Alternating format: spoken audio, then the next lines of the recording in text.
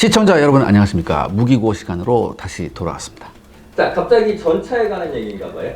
예, 제가 매번 러시아 우크라이나 전쟁 얘기를 말씀드렸는데 이 전쟁은 사실 전차의 현재를 어둡게 만들었었죠. 그래서 전차 무용론까지 나오고 제가 그 영상도 만들었었는데 그래서 이제 많은 전차 선진국들이요, 이 차세대 전차의 제작에 있어서 이 러시아 우크라이나 전쟁의 교훈을 적극 반영하고 있습니다. 현재 차세대 전차를 제작하고 있는 주요 국가들은요, 독일, 프랑스, 미국, 이스라엘, 중국, 그리고 우리나라 한국이 있습니다. 오늘 소개해드릴 차세대 전차들은요, 현재 실물이 나온 전차도 있고 아직 컨셉 단계인 전차도 있습니다. 그래도 이 전차들은 공이 2030년 즈음에는 실전 배치가 가능한 전차들입니다. 그래서 오늘 우리 샤르레 군사연구소에서는요, 러시아 우크라이나 전쟁의 교훈이 반영된 차세대 전차들에 대해서 알아보는 시간을 갖기로 했습니다.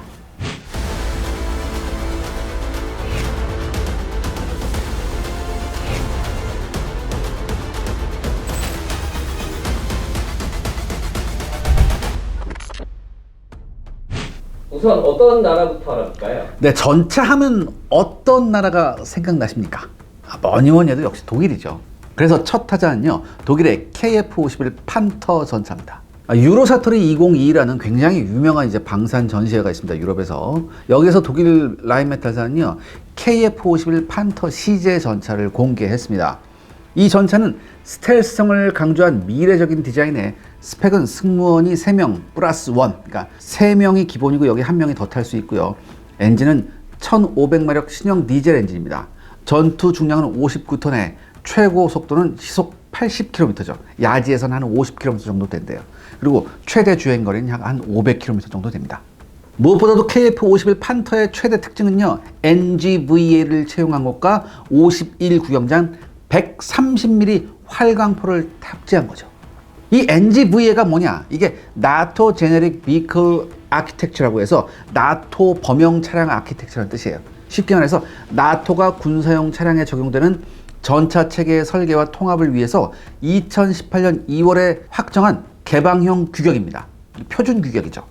그러니까 이제 개별 기준 표준 규칙인데 보안 인증이 허용하는 범위 안에서 어떠한 전자장비도 결합하거나 원격으로 제어하는 것이 가능해집니다. 그래서 설계의 유연성이 아주 돋보이죠. 그리고 전차포는요, 사실상 그동안 라인메탈의 120mm 전차포가 거의 서방 세계의 전차포를 천하통일했었거든요. 이게 처음 나온 게 1979년인데 그 이후에 거의 천하통일했었는데 라인메탈은 여기에서 안주하지 않았습니다.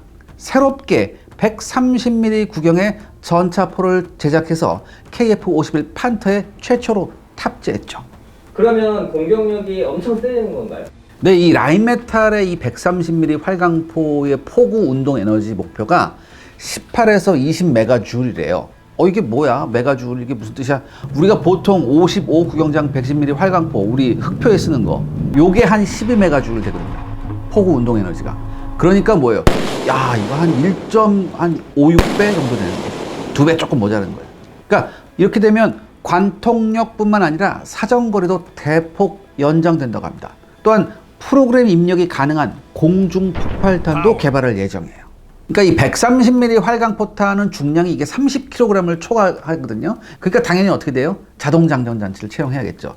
다만 KF-51 판터 CJ 전차는 20발의 130mm 포탄을 적재해서요, 적재 포탄 수가 대폭 감소하게 됐습니다. 아무래도 포탄이 체적이 크고 하니까. 더욱이 CJ 전차는 이스라엘 유비전사의 히어로 124연장 무인기 발사대를 포탑 후부에 탑재할 수가 있다고 하네요. 이렇게 탑재할 경우에는 실제 포탄 탑재량은 10발 정도로 더욱 줄어들게 됩니다. 이 KF-51 판터의 사격 통제 장치는요, 정확한 정보가 아직은 공개되지 않았습니다. 하지만 KF-41 링스 보병 전투차에 적용한 시스템을 베이스로 개발했다고 하네요. 예를 들어서 KF-51에 탑재된 SEO SS2, 이게 뭐냐면 이제 스테빌라이저 일렉트로 옵티컬 사이팅 시스템이라고 하는 이 차장용 조준경인데, 이 SEO SS2 차장용 조준경은 고해상도 연령상 센서하고요, 전자광학 센서, 그 다음에 레이저 거리 측정기, 그 다음에 이축 안정화 체계가 결합된 신형의 전차 조준경입니다. 이거 역시 이제 링크 KF-41에 장착되어 있는 거죠.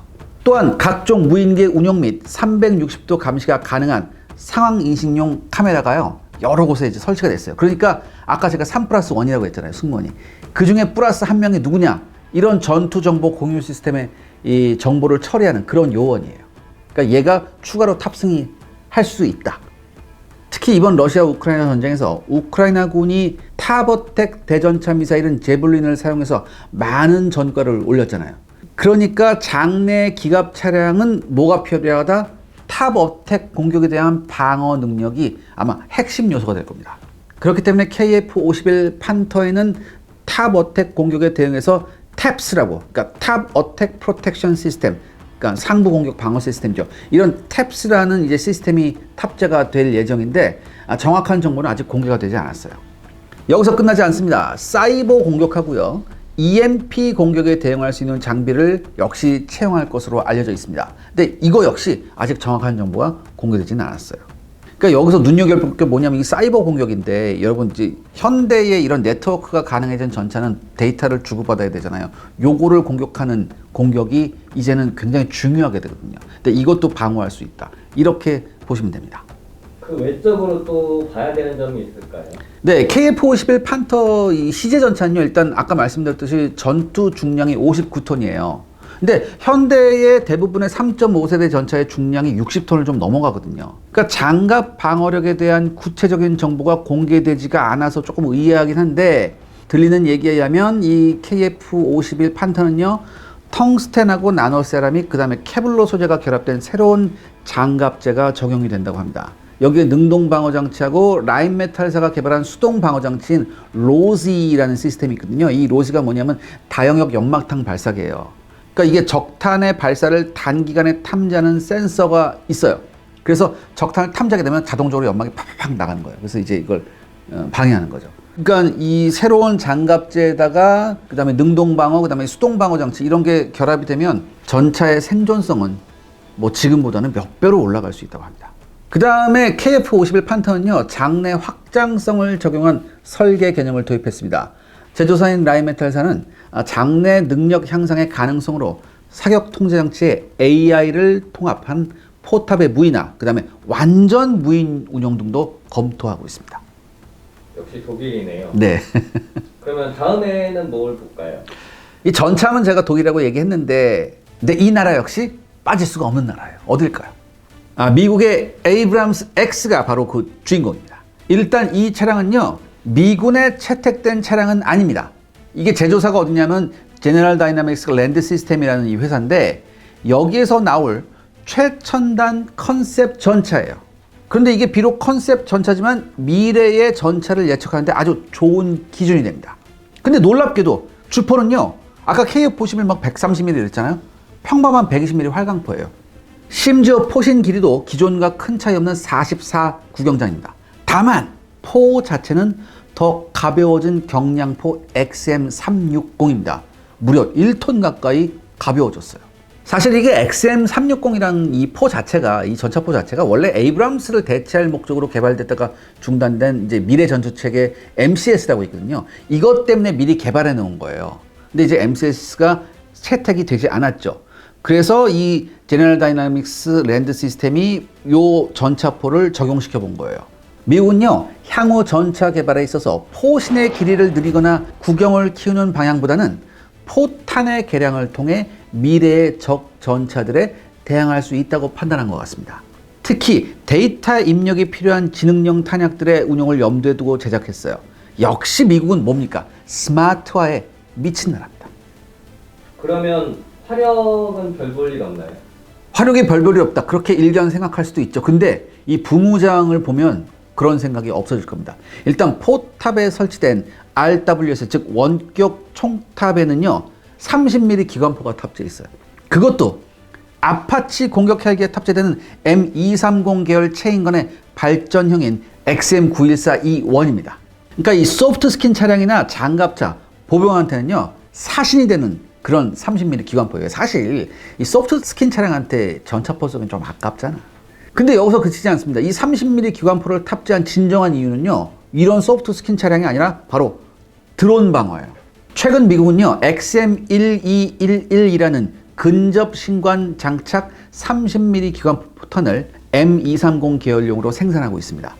그러니까 이 신형의 근접 신관 30mm 기관 포탄을요, 첨단 상황 인식 시스템하고 연동해서 드론 요격에 최적화시키겠다는 얘기죠. 당연히 뭡니까? 이번 러시아 우크라이나 전쟁을 통한 교훈입니다. 또한 이 RWS 측면에 제블린 대전차 미사일이나 스팅어 대공 미사일도 탑재가 가능합니다. 그러니까 공격력은 그러니까 기존의 에이브람스 전차가 아니라는 거죠.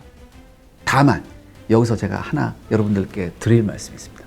제가 예전에 북한군 천마호 얘기 한번 할 때 좀 비웃었거든요. 북한군 천마를. 왜냐면 북한군 천마 위에 보면 뭐 대전차 미사일, 뭐 지대공 미사일 이렇게 잔뜩 붙어 있었어요. 그래서 제가 그때 뭐라 그랬냐면 전차는 전차 본연의 임무를 해야지 이런 거 잔뜩 달리면 이게 뭐냐라고 했는데 지금 에이브람스 X가 일로 가네. 진짜. 좀 다르긴 하죠. 다르긴 하죠. 왜냐하면 에이브람스가 잡으려고 하는 건 드론이고 북한군 전차가 잡으려고 하는 건 뭐다? 아파치 헬리콥터. 그 차원이 달라요. 똑같이 보시면 안 돼요. 에이브럼스 X의 상황 인식 능력은 어떤가요?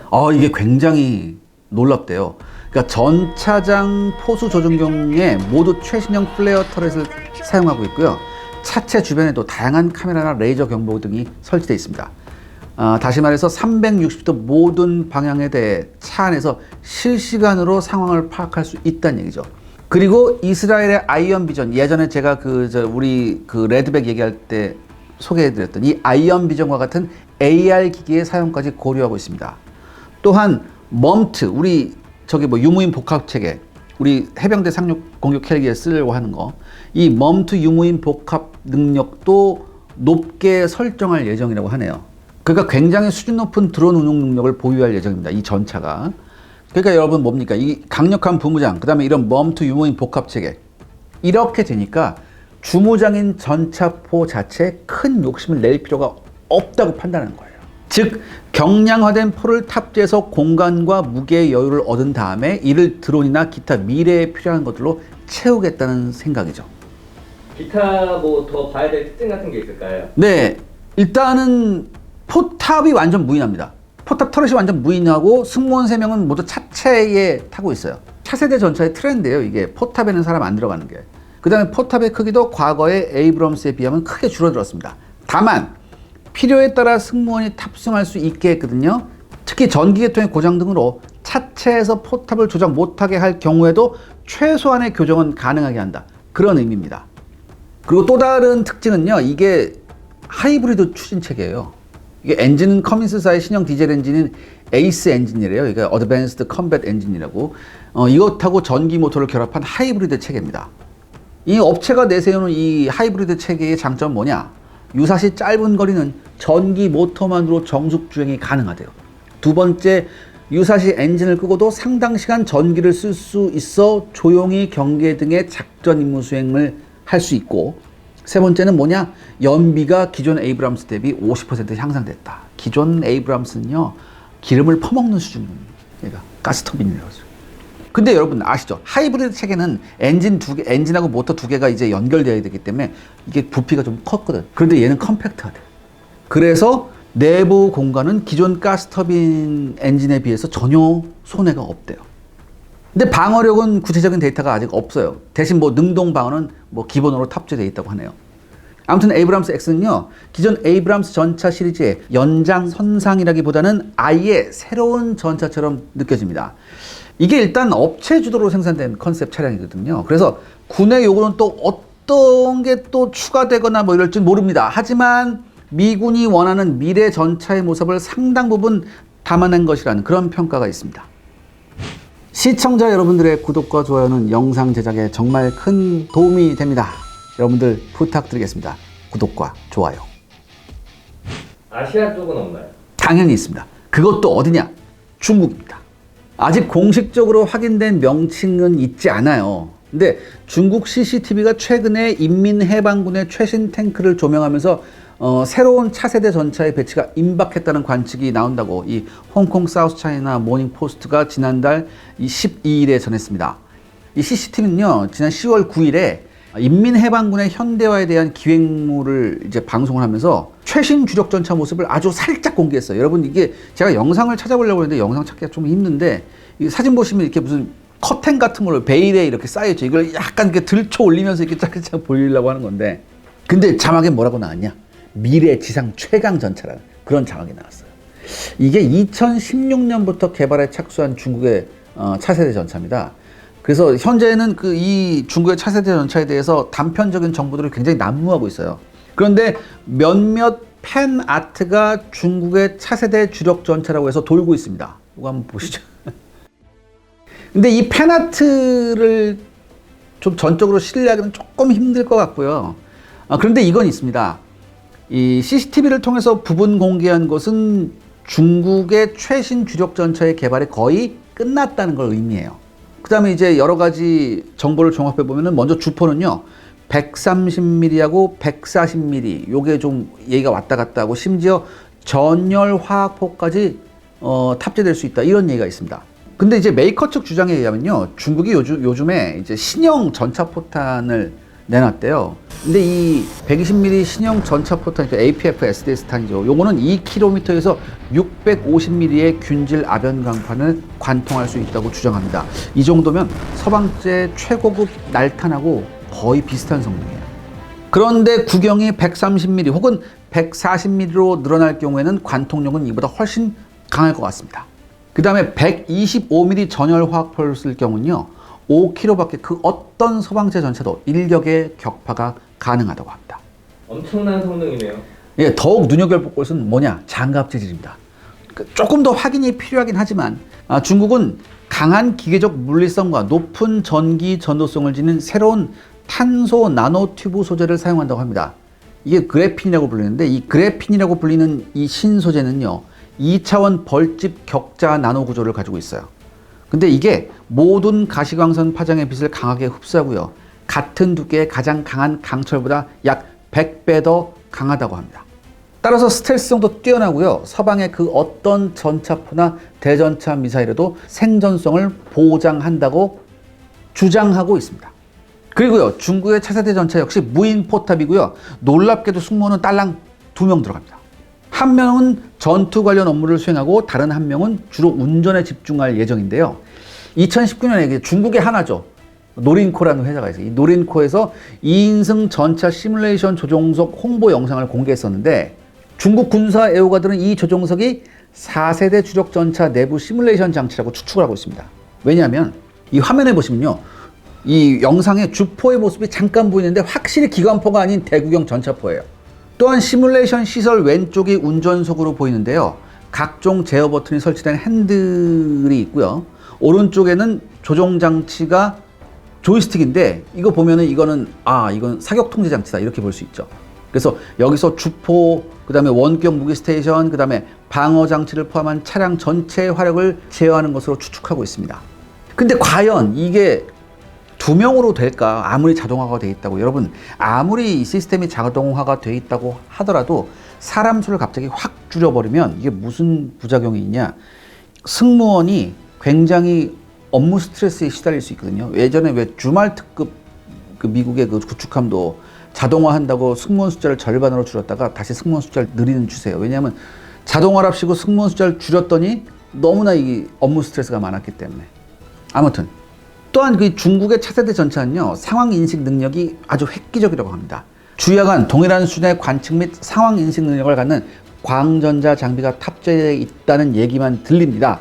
그런데 아직 이게 공개가 안 됐기 때문에 뭐 정확히 알 수는 없어요. 일단 공개가 되면 제가 발빠르게 관련 소식을 전해드릴 겁니다. 그런데 여러분, 이 진정한 차세대 전차의 끝판왕은요, 아마도 우리나라의 전차가 될 것 같습니다. 다음으로 소개할 차세대 전차는 뭐가 있을까요? 네, MGCS, Main Ground Combat System, 즉 주력 지상 전투 시스템입니다. 이게 독일의 레오파드 2하고요, 프랑스의 르클레르 전차를 대체하기 위해서 독일과 프랑스가 공동으로 개발 중인 지상 전투 시스템입니다. 근데 저는 사실 이거 별로 성공할 것 같지가 않아요. 왜요? 예전에 여러분들 레오파드 1 할 때 기억 안 나십니까? 맞아요. 그때 독일하고 프랑스하고 합작해서 전차 만들려고 했는데 중간에 엎어버렸어요, 프랑스가. 이것도 비슷할 것 같은데. 아무튼 이 MGCS의 개발은요, 독일의 KMW 크라우스 마페이 와그만사와 프랑스의 넥스터 시스템이 공동으로 진행하고 있습니다.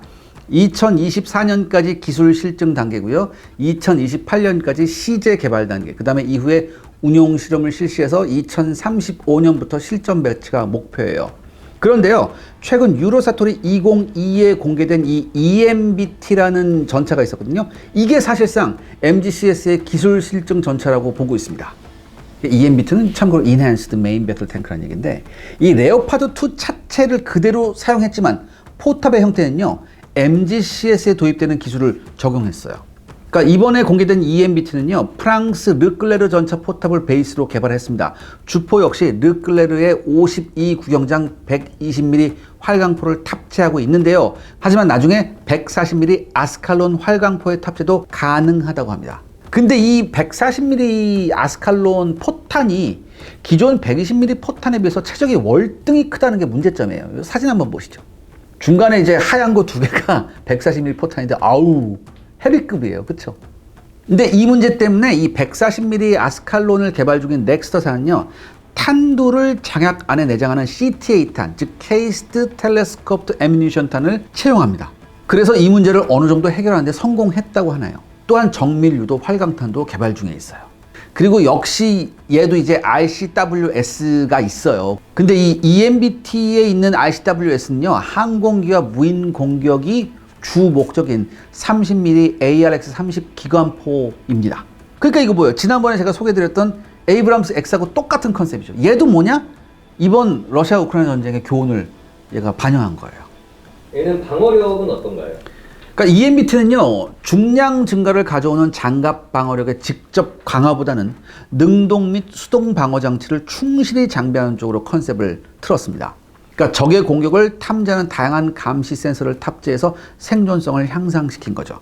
능동 방어 장치로는요, 유로트로피라고 있어요. 이 유로트로피를 사용하는데, 이 유로트로피가 원래 회사 이름이야, 회사. 원래 트로피 시스템은 이스라엘이 개발했잖아요. 근데 이 트로피를 개발한 이스라엘의 라파엘하고 독일 KMW, 미국의 제너럴 다이나믹스 랜드 시스템이 공동으로 투자해서 2021년 11월에 설립한 회사예요. 그래서 유럽에서 이 트로피 능동 방어 장치의 생산과 판매를 담당하고 있습니다. 그러니까 트로피는 제가 아까 말씀드렸듯이 이스라엘의 엘타사가 개발한 능동 방어 장치죠. 모두 4개의 레이더를 사용해서요, 360도를 감시하고 대전차 로켓과 미사일 같은 목표를 탐지하면 2개의 발사기가 자동으로 요격탄을 발사해서 파괴합니다. 그리고 수동 방어 장치로는요, 르클레르에 탑재한 갈릭스 시스템을 사용합니다. 이 갈릭스는요, 다양한 위협 감지 체계로 위협이 감지되면 다영역 연막탄을 발사하게 됩니다. 그 다음에 근접한 적군을 상대로 파편탄을 발사할 수도 있죠. 또한 프랑스 메트라비브사가 개발한 필라5를 장착합니다. 이 필라5는요, 4개의 음향 센서로요, 적군의 사격음을 포착해서 승무원을 보호하는 것이 주 임무예요. 그러니까 그 차량 내부에 이제 설치된 디스플레이를 사용해서 사격 방향을 표시해서 승무원이 신속하게 대응이 가능합니다. 근데 이것뿐만 아니에요. 무인기, 즉 드론의 비행 음향 탐지에도 사용할 수 있습니다. 파워팩은 한국의 K2 전차 1차 생산분에도 채용한 1500마력의 독일 MTU사의 MT883 디젤 엔진하고요, 독일 랭크사의 자동 변속기로 구성된 유로 파워팩을 사용합니다. 근데 이 EMBT는 4명의 승무원으로 운용이 돼요. 그러니까 차세대 치고는 뭐 승무원 숫자가 많이 안 줄어들었는데, 보통 이제 3명, 뭐 3+1 그러는데, 근데 이 4번째 승무원은요, 역시 무인기하고 무인 지상 차량 운용을 전담하는 운용 요원이에요. 요거 보면 요건 에이브람 X하고 좀 비슷하죠.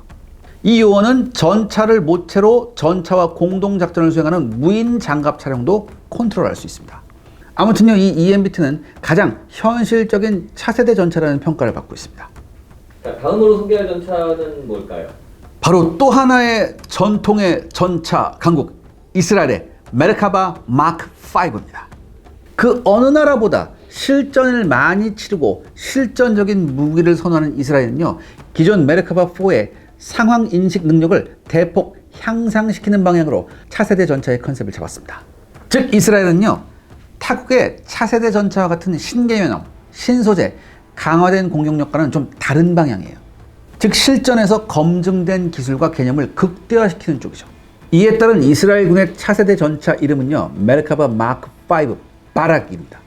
이 히브리어로 번개를 뜻한데요, 이게 바라기. 2023년 중반에 이스라엘 국방군에게 인도될 예정이에요. 그러니까 얼마 안 남았죠. 그러니까 거의 얘네는 개발을 끝내놓은 거예요. 근데 원래 있는 걸 개량하니까 개발이라기보다는 이제 대폭 개량이라고 하는 게 좋겠죠. 겉모습은 메르카바 마크 4하고 별반 차이가 없다고 합니다. 심지어 주포와 장갑도 기존의 것 그대로라고 하는데요. 이미 실전에서 충분히 검증되었다고 판단했기 때문이죠. 게다가 솔직하게 말해서 이스라엘 주변에 하이엔드급 전차는 별로 없거든요. 그러니까 적 전차와의 대결보다는 적 보병용 대전차 시스템에 더 특화한 것 같아요. 일단 개선된 트로피 능동 방어 시스템이 탑재될 예정인데요. 360도뿐만 아니라 상부 공격에 대해서도 요격이 가능한 시스템이라고 합니다. 또한 전차의 센서 등이 전장에서 수입한 관련 데이터를 지휘관 헬멧에 직접 시연하는 그런 HUD가 적용될 예정입니다. 이 센서들은요, 승무원들이 간편하고 효율적으로 전차를 운영할 수 있게 해준다고 해요. 특히 적의 공격을 회피하는 승무원들의 능력을 극적으로 향상시켰다고 합니다. 동시에 움직이는 목표물을 격파하기 위해서 최첨단 센서를 사용합니다. 즉, 최단 시간 안에 적을 제압할 수 있는 시스템을 갖추는 것이 목표라고 합니다. 또한 적 대전차 미사일 팀이 미사일 발사를 시도할 경우에 위험을 미리 경보해주고 표적에 자동으로 사격하는 시스템도 포함될 예정입니다. 그리고 최첨단 센서가 또 나옵니다. 최다 센서는 최첨단이에요. 은신에 있는 적까지 정밀하게 찾아낼 수 있는 그런 센서가 있다고 합니다. 그래서 대전차 매복팀의 위협에 효과적으로 대처할 수 있다고 하네요. 그러니까 역시 이스라엘도 이번 러시아 우크라이나 전쟁의 교훈을 아주 온몸으로 받아들여서 완전히 이 새로운 바락 전차에 녹여낸 것 같습니다. 그리고 역시 이 전차도 드론을 활용합니다. 지상과 공중의 다른 부대와 정보를 공유하면서 가장 관련성이 높은 목표물에 집중할 수 있는 능력을 제공하는 강력한 네트워크 능력이 있다고 합니다. 이 레드백에 적용됐던 상황인식 시스템이 이스라엘제죠? 네, 맞아요. 그 아이언 비전. 이 아이언 비전 시스템이 더욱 개량돼서 이 바락에 탑재될 예정이라고 해요. 그러니까 업체 발표에 따르면 증강현실 시스템으로 이 차량 안에 있는 승무원이 360도를 다 볼 수 있다는 얘기죠. 근데 이게 또 중요한 게 뭐냐? 전투도 이렇게 할 수 있고 이 시스템으로 훈련도 실전같이 할 수 있다고 해요. 그러니까 굉장히 다양한 시나리오로 훈련할 수 있다고 해요. 또한 이것도 있습니다. 이 IAI가 개발하고 있는 것 중에 뭐가 있냐면 카르멜이라는 그 장갑차가 있어요. 미래의 기갑 전투 차량이에요. 장갑차라기보다는. 그러니까 이 카르멜하고 메르카바 마크 5 바락이 완벽히 연동하는 그런 전투 시스템을 갖추게 하는 것이 궁극적인 목표라고 합니다. 아무튼 이스라엘이 기갑 차량 하나는 진짜 기가 막히게 뽑아내요. 시청자 여러분들의 구독과 좋아요는 영상 제작에 정말 큰 도움이 됩니다. 여러분들 부탁드리겠습니다. 구독과 좋아요. 자, 대망의 마지막 주자. 바로 우리나라의 K3 전차입니다. 명실상부 지구상 끝판왕 전차를 목표로 하고 있습니다. 이번 러시아 우크라이나 전쟁에서 네트워크전의 중요성은 아무리 강조해도 지나치지 않습니다. 미래 지상전 역시 네트워크 기반의 통합전 양상이 될 건데요. 이와 함께 전투 장비의 무인화, 그리고 유인 차량의 경우 생존성을 극대화시킬 수 있는 설계가 필요하게 됐습니다. 따라서 국내에서 전차를 생산하는 현대 로템에서는요, 미래 전장의 다양한 상황에서 최고의 능력과 생존성을 보장할 수 있는 최첨단 차세대 전차를 지금 개발 중에 있습니다. 2030년 이후 전력화를 목표로 하고 있는 차기 전차의 컨셉은요, 경량화, 무인화, 그리고 자동화입니다. 먼저 기동력을 살펴보면요, 동력 계통은 놀랍게도 하이브리드식입니다. 하이브리드식 고효율 전기 추진 시스템이 채택되고요. 엔진은 한마디로 이제 발전기를 가동하는 데 사용되고, 구동, 변속, 조향 이런 거는 전기식 구동 장치가 담당하는 거죠. 궤도는 레드백에서 적용된 고무식 궤도가 적용될 것 같습니다. 무엇보다 중요한 화력은 어떻게 되죠? 그러니까 주포에 대한 얘기가 굉장히 많은데, 이제 130mm 전차포가 탑재될 거라는 얘기도 있고, 혹은 마하 10 이상의 고속으로 발사할 수 있는 전자기포 채택의 가능성도 있습니다. AD는 현재 전열화학포 형태의 전자기포를 연구 개발 중에 있습니다. 전차에 탑재할 펄스 전원 장치의 소형화에 대한 연구가 이제 진행 중에 있는데요. 2030년까지는 아직 시간이 조금 있기 때문에 기대를 걸어볼 만하다고 하네요. 그런데 사실 이번 러시아 우크라이나 전쟁에서 전차의 가장 큰 적은 제가 여러 번 말씀드렸습니다만 적전차가 아니라 바로 보병이 운영하는 대전차 화기들입니다. 또한 자폭 무인기 지능형 포탄도 큰 위험 요소죠. 그러니까 이런 다양한 위협들에 대처하기 위해서요, 고출력 레이저포를 부모장으로 탑재하는 방안도 고려 중에 있습니다. 또한 네트워크 체계와 연동해서요, 다수의 표적을 동시에 타격할 수 있는 다표적 동시 타격 유도탄도 탑재할 예정이에요. 그렇기 때문에 차체 후방에 VLS를 장비하는 것이 제한되고 있습니다. 그러니까 VLS는 여러분 뭐예요? 우리 세종대왕 같은 구축함에서 쓰고 있는 수직 발사 미사일 시스템이죠. 이거를 전차 후방에 넣는다는 얘기죠. 어떤 컨셉이냐면은 여러분 제가 지금 사진 하나 보여드렸는데 오비약트 299라고 있어요. 이게 원래 예전에 러시아가 이제 컨셉으로 만든 거였는데 보시면 차량 뒤쪽에 뭐예요? VLS 시스템이 있죠. 여기서 미사일들이 막 나간다는 얘기예요. 근데 이렇게 되려면 필연적으로 전차가 굉장히 좀 커져야 돼요. 전차의 차체가 커지거나 아니면 전차의 포탑이 커지거나. 아무튼 대전차 미사일이나 대공 미사일을 비롯한 각종 미사일을요, 효율적으로 적재하고 투사하기 위해서는 이 VLS가 필요한 것이 맞습니다. 근데 이렇게 되면은 전차 포탄의 적재수가 좀 줄어든다고 해요. 자, 방어력은 어떻게 될까요? 우리 K3 차세대 전차의 핵심 장갑재는요, 경량화된 모듈형 복합 장갑을 채택할 것이 유력합니다. 또한 이 동영상에서 한번 보십시오, 여러분. 이 외부가 진짜 거의 완벽한 스텔스 형상으로 되어 있습니다. 그러니까 적의 탐지 수단을 무력화시키는 거죠. 그 다음에 어떤 시스템도 있냐? 적 전차에서 이제 날탄을 날리잖아요. 이 날탄을 날리는데 이 날탄의 경로를 교란하는 장치도 탑재된대요. 그리고 당연히 대전차 미사일과 로켓에 대응할 수 있는 능동 방어 시스템, 그 다음에 적의 자폭 드론을 요격할 수 있는 고출력 레이저포, 그리고 손쉽게 방어력을 배가시킬 수 있는 가변형 반응 장갑도 채택될 예정입니다. 또한 화생방 방어를 위해서요, 차량 표면에 전도성 절연성 물질을 코팅하고 순간 발열 플라즈마를 이용해서요, 화학 생물 작용제를 기화 또는 분해하는 스마트 자가제동 장치도 구상 중에 있습니다. 이 미래의 중요한 네트워크와 상황인식 능력은 어떤가요? 예, C4ISR 제가 말씀드렸죠. C4I에다가 이제 서베일런스하고 레코나센스가 이게 결합된 건데, 이 C4ISR을 기반으로 해서 드론하고 무인 전투 차량, 미래 보병, 그다음에 항공기 등과 네트워크를 완벽하게 형성해서 협동 작전을 수행할 수 있을 것으로 예상이 됩니다. 이 시스템은 근데요, 비단 K3뿐만 아니라 우리 군이 보유한 모든 전투 장비에 탑재가 되어야만 해요. 또 하나 중요한 게 뭐냐, 이것도 재밍 받을 수 있거든. 왜냐하면 데이터 주고받는 거기 때문에 이 적의 재밍에도 효과적으로 대처할 수 있어야 됩니다. 그리고 이스라엘의 아이언 비전과 같이 승무원 헬멧에 최첨단 HUD가 탑재되어서 승무원이 차체 밖으로 신체를 노출할 필요 없이 방어력이 보장된 차 내에서 360도 상황 인식을 하면서 작전을 수행할 수 있는 시스템이 적용될 예정입니다. 한마디로 K3 전차 역시 생존성의 극대화를 추구하고 있는 거죠. 또한 차량 탑재형 무인기와 관측 장치, 지뢰 및 IED 탐지 및 파괴 장치 등 각종 미래형 전투 장비가 모두 적용될 예정입니다. 자, 이번 시리즈에서 주요 전차 제조국들의 차세대 전차에 대해서 알아봤습니다. 그러니까 이 특징이 뭐냐면은 승무원의 숫자가 줄어들고 상황 인식 능력과 화력의 강화를 공통적으로 추구하는 그런 특징이 있었어요. 특히 승무원의 숫자가 줄어든다는 것은요, 우리나라 같이 병역 자원이 감소하는 현 추세에서 굉장히 현실적으로 다가오고 있는 얘기거든요. 또한 러시아 우크라이나 전쟁에서 나타난 전운을 적극적으로 반영한 것도 공통적인 특징이라고 할 수 있습니다. 그런데 여러분, 다른 여러 나라의 차세대 전차는 대부분 이미 실증 모델이 나온 상황이에요. 그런데 아직 우리의 K3 전차의 경우는 아직 개념만 나와 있죠. 하지만 2030년대의 주력 전차이기 때문에 아직은 시간이 좀 남아 있어요. 따라서 좀 더 세부적이고 치밀하며 현실적인 설계를 해야 합니다. 그러니까 제가 이 K3 전차를 여러분들한테 소개해드리면서 든 느낌 중에 하나는 뭐냐면, 좋은 건 다 때려박아 놓은 느낌이 좀 있긴 하거든요. 조금 더 현실적인 걸 가야 되지 않을까. 그리고 러시아 우크라이나 전쟁의 교훈과 함께 우리 군이 미래 전장에 필요한 요소가 무엇이고 어떻게 대응할 것인지를 다각도로 고려해 봐야 됩니다. 그래서 진짜 전차만큼요, 한국제가 세계 최강이라는 말을 들을 날이 오기를 바랍니다.